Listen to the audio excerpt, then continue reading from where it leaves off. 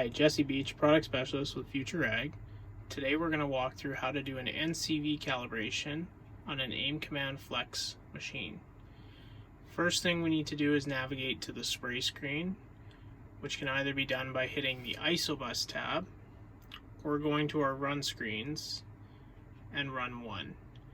Note that your machine may have named run screens along the bottom here, in which case you're looking for a run screen that's called a VT.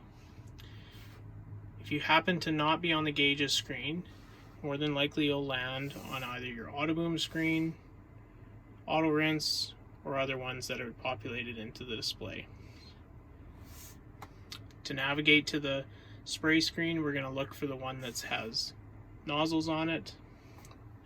We're going to navigate to here. Once here, we're going to hit the gears icon, and we're going to navigate to the third tab on the top. This is our diagnostic info tab.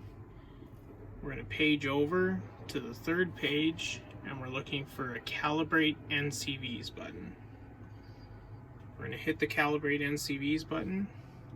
It's going to ask us, are we sure we want to recalibrate the NCVs? We'll hit our check mark.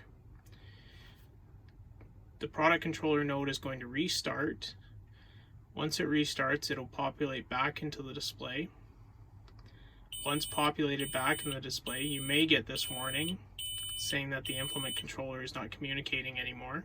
Just hit OK and navigate back to your spray screen. The system will start checking for NCVs and detecting the configuration.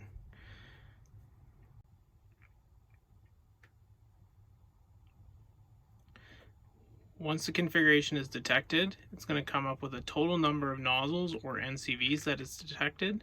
It's also going to come up with a left nozzle count.